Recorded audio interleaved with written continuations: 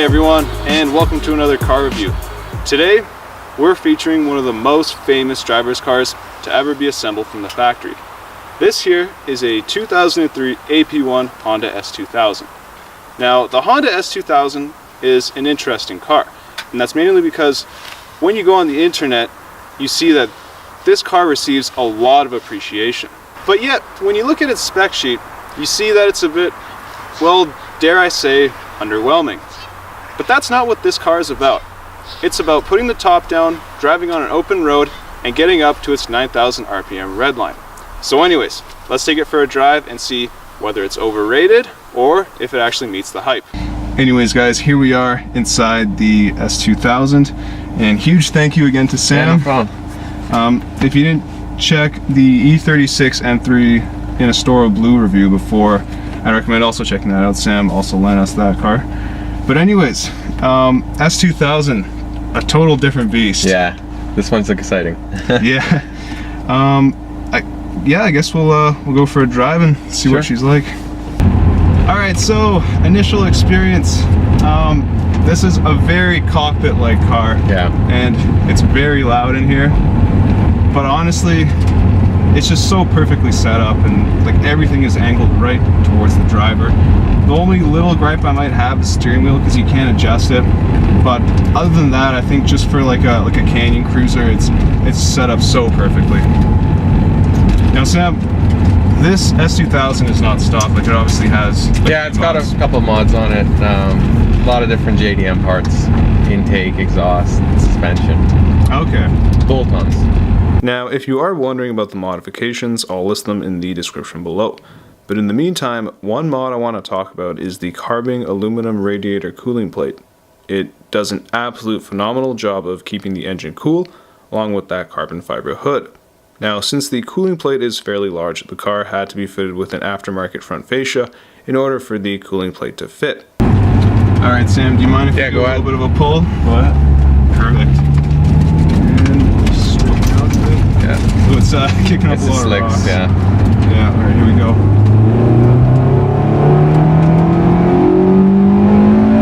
There it is.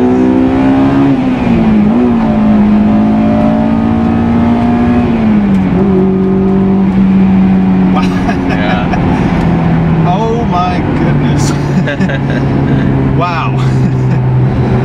Okay, I'm not gonna lie though, a little bit underpowered. Yeah. Below like 3,000, 4,000 You gotta RPM. rev it.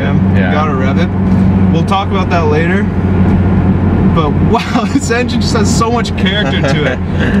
Anyways, performance specs. It has 243 horsepower, and it's got, or is it 236? 240, I think 240, but this one's probably a little bit more. Maybe 250. Oh, okay. Because of the stuff, but yeah, about 240. Okay. And 153 foot-pounds of torque? Not that much, yeah. Not that much. But when you just, when you reach VTEC at 6,000 RPM, and then when you finally achieve those 150 foot-pounds of torque at 8,000 RPM, you just get such a rush of satisfaction. I love how it's not a normal engine. It's just, nothing's normal about it. I agree. Yeah. Anyways, about this engine though, it's a 2-liter naturally aspirated 4-cylinder engine, and just like you said, it was the highest naturally aspirated output as far as like horsepower per liter goes. I think that was V5. Oh, let's beat these guys. We can get another pull. Hey, you got a downshift. Yeah, no torque. No torque.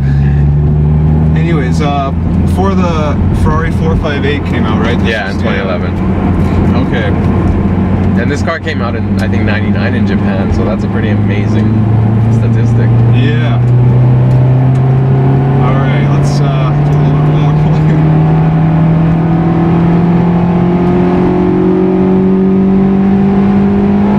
There it is. There it is. Wow.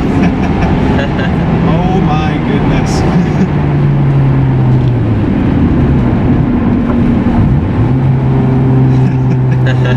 Wow. Yeah. This engine is just so alive once it gets above 6,000 RPM. For a 4-cylinder, it pulls its weight pretty good. I agree. Yeah. And you know what? That makes a lot of sense because Hondas, they are known for, you know, motor racing engines, Yeah. right? And I think as far as like Honda goes, back in the late 60s, I believe, they had the S600. Was it in the 60s? Yeah, I think so, yeah. Yeah. And that car was a 4-cylinder engine. It was chain driven. It was chain driven. Yeah, that was pretty cool. Yeah, anyways, 4-cylinder rear-wheel drive convertible, revved up all the way to now 9,000 RPM, and I think Was it 9 or more? Honestly, probably lots more. Yeah. And individually carbureted cylinders, which is really cool. Yeah. So, why am I bringing that up? Well, because when you think about Hondas today, what do you think about? You think about like a VTEC. VTEC. Well, I mean, to the average person, Yeah. let's say, they'll think about like reliable, think about a Accord, they'll think about like a CRV. And then when they think about like a rear-wheel drive convertible that revs this high, it's kind of foreign to them. But that's not the case because this is such a homologation to the original S600, right? Yeah, Honda makes fun cars. Like even the Civic Si, it's so much fun. Yeah, exactly. So much fun. Like the inputs are all amazing. It's just driver focused. I'd love to drive like Yeah, this, see what it's pretty like. cool. All right, let's go back to that point where let's talk about how it's, you know, underpowered. I think if you're expecting this car to knock you back in your seat and to do like hard accelerations, that's just not what it's meant to do. Yeah, no, right? it's not a muscle car. I agree. I mean, you have to remember it only makes 153 foot-pounds of torque, and if you want to get those peak torque figures, you got to get all the way up to 8,000 RPM. And it's just so different compared to 4-cylinder engines that we see today, especially with the Germans. They're turbocharged and they're torqueier, and this is a completely different profile. But that's not the point of this car. If you want to drive this car at 2,500 RPM, just like I'm doing right now, it's not. It's a normal car. It's a normal car, and if you're expecting it to be fast, like a supercar, you're gonna be very, very disappointed. The point of this car is to get to 8,000 RPM, and it will reward you. That engine will sing. It's just such an amazing experience once you get to those power figures. And it's reliable. And it's reliable as well. That's the thing. Drive it to the track and drive back home. Exactly.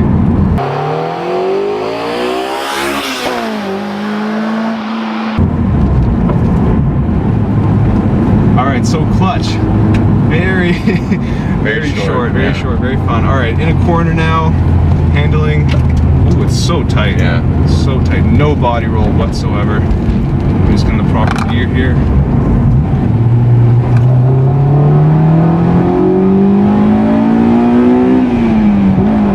Oh my.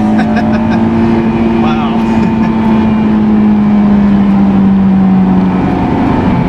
Yeah. I don't know what to say. It's just so alive once you get up to 8,000 RPM. Wow. Yeah. And it likes to go there. It doesn't struggle revving. No, it doesn't struggle revving whatsoever. It's so linear, and then once you get to VTEC, the engine starts to come to life. It's pretty good on gas too, but when you're on it, it's really bad. It's like a V8. Oh, yeah. Once it gets to the second profile of the cams, right? If you are planning to daily drive this car, I would honestly advise you not to. I would no.